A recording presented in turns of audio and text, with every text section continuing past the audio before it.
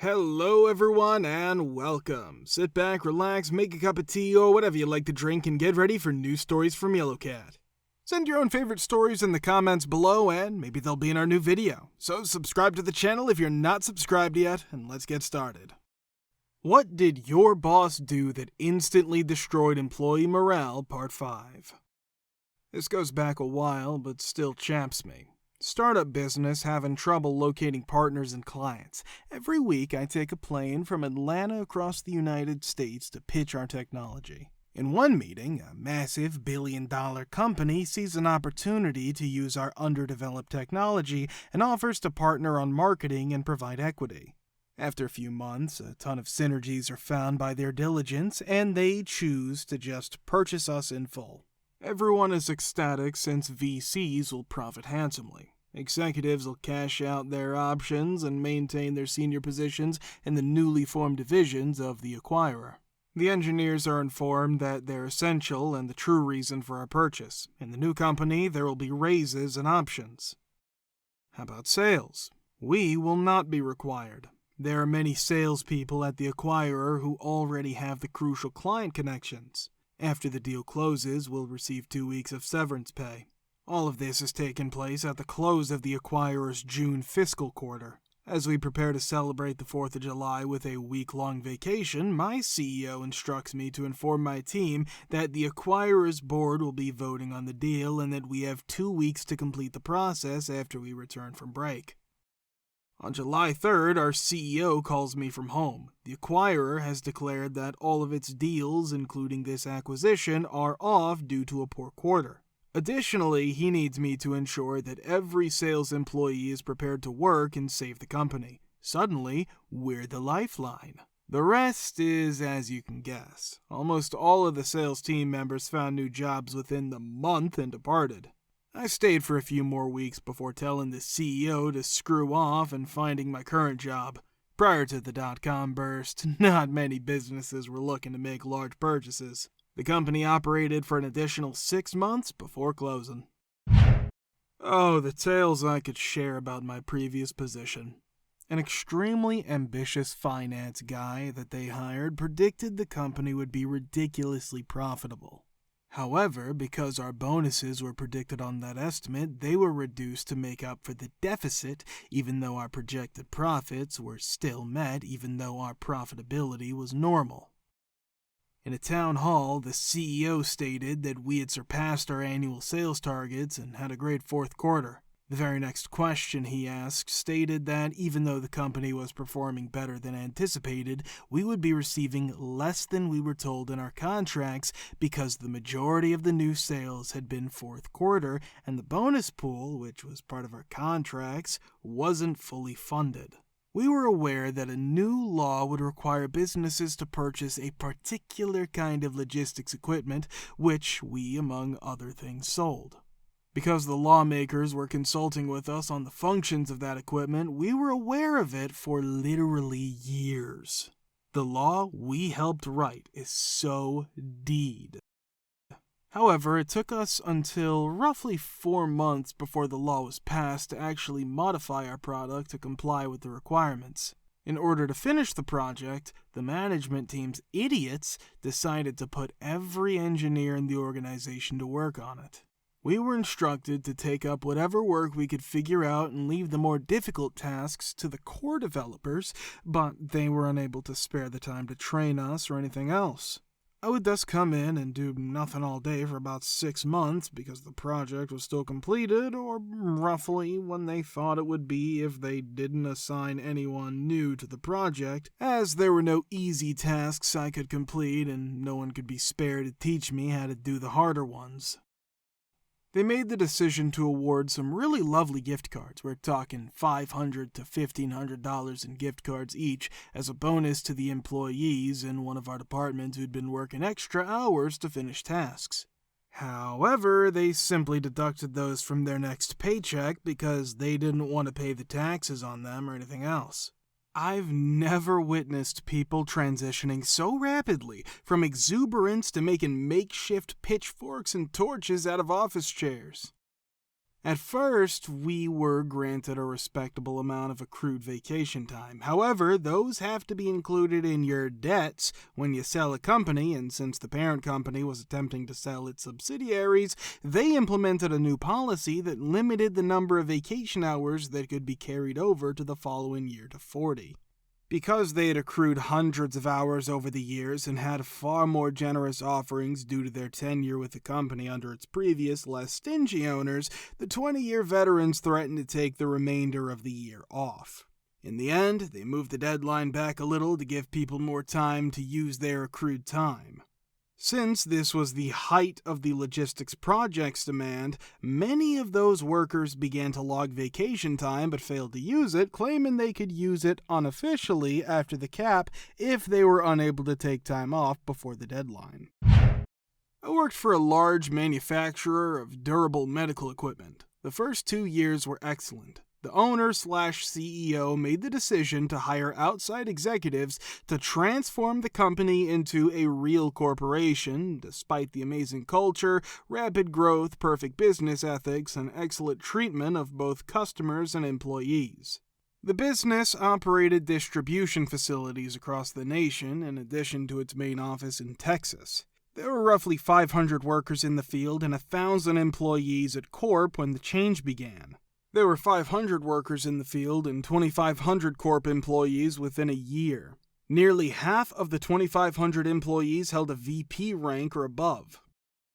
The field personnel were not aware that the new management was making such hiring decisions.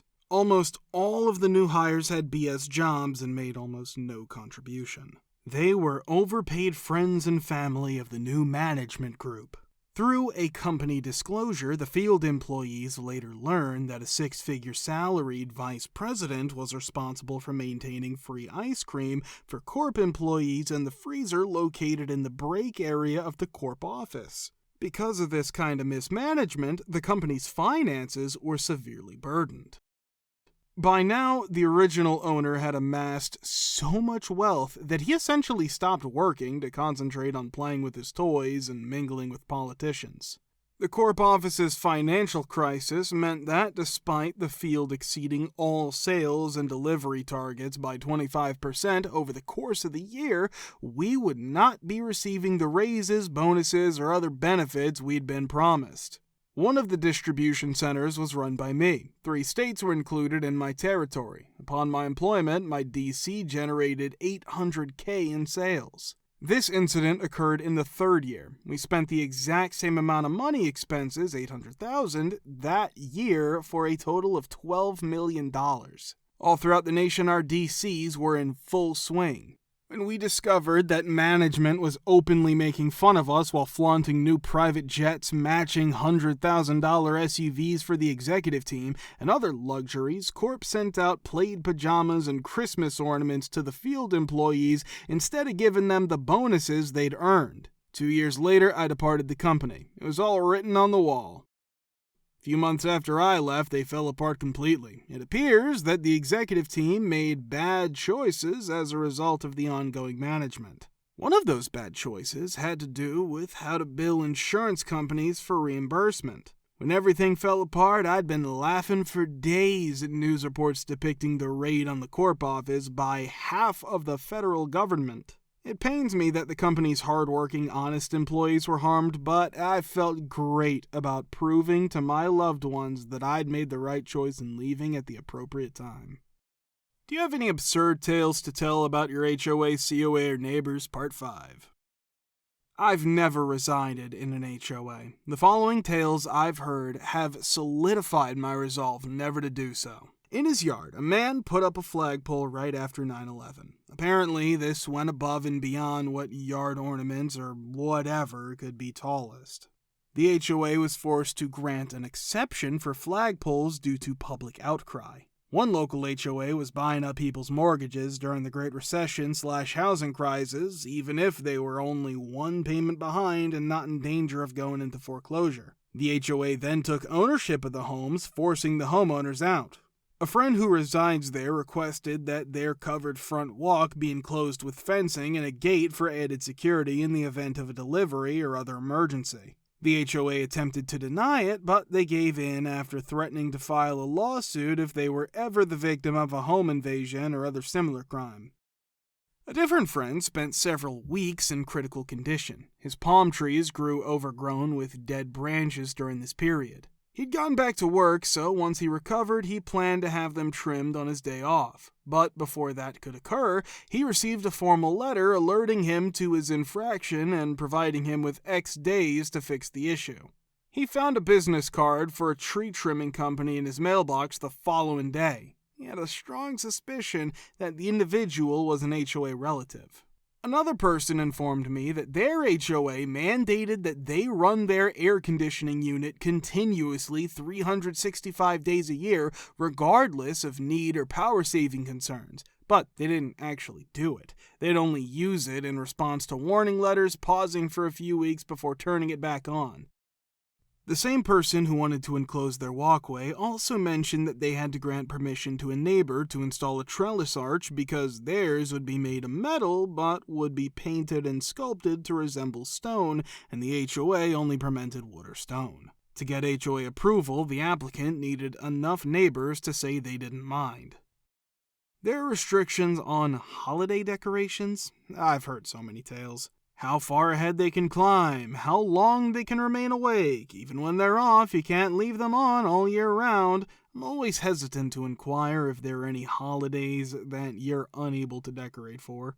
I want to be able to paint my house any color I want, add anything I want, as long as I stay within city codes, of course, decorate for any holiday I choose, and most of all, I don't want anyone to be able to take my house away from me when I'm not even close to going into foreclosure. It's my effing home. In 1992, we relocated to a community without a homeowners association. Not every home had been constructed, and not every street had been paved. They arrived, distributed the packets, and have even made a few appearances in an attempt to start a rumor about rules that don't actually apply to our area of the neighborhood, save for possibly signing a written response indicating that you won't participate in the HOA, don't sign anything. However, keep in mind that you might also be shut out of any funds raised by the HOA for the construction of a park, dog walk, or other feature. For a project like this, they'll probably still ask you for money. If you donate, you can use it, of course. The park playground in my neighborhood was already there when the HOA renovated it a few years ago, so it's neither private nor off limits. Some homeowners on my street told me about an obnoxious old woman who would come knocking on doors and tell them about everything from their fences to the commercial vehicles parked in the driveway to yard sales. She gave up after a few months of me reminding her whose property she was trying to start an argument on. The newcomer's aware of the limits. The irony of it all is that the more recent HOA restricted homes are smaller, less expensive, and situated on smaller lots. In the non-HOA restricted areas, the majority of the homes are better maintained and occupy longer terms of occupancy. It's not a very strong argument for what a homeowners association can accomplish for a neighborhood. The HOA in the suburbs where I live is absurd. I was given a 3-inch binder containing all of the rules and regulations when I first moved in. There are particular colors, specific Benjamin Moore colors as you mentioned, so that I can paint my front door with the name and number included. They also specify when I'm allowed to and am not allowed to have my trash can outside. The most ridiculous, in my opinion, had to do with the screen door in my backyard. My screen door no longer fits into the slot as perfectly because my contractor broke it when he was doing some HVAC installation. Because I had taken off the screen and placed it in the garage, I was actually fined. I didn't need it because it was winter and all. Not quite agreeing, the HOA began charging me $8 per day without my knowledge for not having the screen in place. Apparently this was in the huge binder of rules. Not the screen door specifically, but any unapproved changes made to my home's exterior. They didn't even inform me when they started charging me until 3 weeks into it, which resulted in some exorbitant fees. That made me decide never to move into an HOA-owned neighborhood again. In my neighborhood, there are 6 crepe myrtle trees on each corner.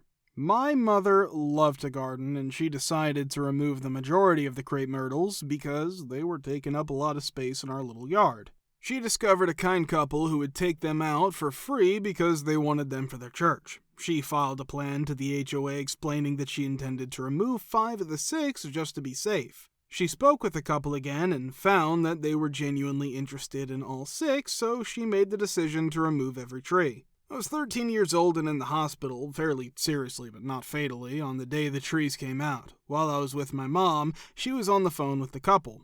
The HOA president approached them as they were about to leave after they had removed the trees and asked, "You're putting those back, right?"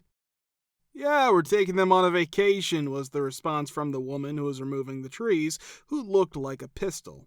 The president of the HOA, not wanting to be bothered, used her minivan to block off the entire road, preventing them from leaving. She insisted on talking to my mom. During their phone conversation, my mother informed him that I was in the hospital and she didn't want to leave, but the president of the HOA wouldn't let the impoverished church couple leave until my mother arrived. My mother hurried home after dropping me off, calling an urgent HOA meeting. They had gone out on a limb and even approved her to remove 5 of the 6 crepe myrtle trees because, allegedly, their absence was ruining the continuity of the neighborhood. They demanded that she plant a new tree in its place. She wasn't in the mood to argue, especially after spending the better part of the night in the emergency room. She paid the church couple back for their time spent being trapped by the insane HOA president after they assisted her in replanting one of the trees into the hole. So, we now have one lonely crepe myrtle in our yard. If you want to watch the part 4, click the link here. Thank you for subscribing, the likes, and comments. We're very happy to see you all in the comments too. Thanks for your support.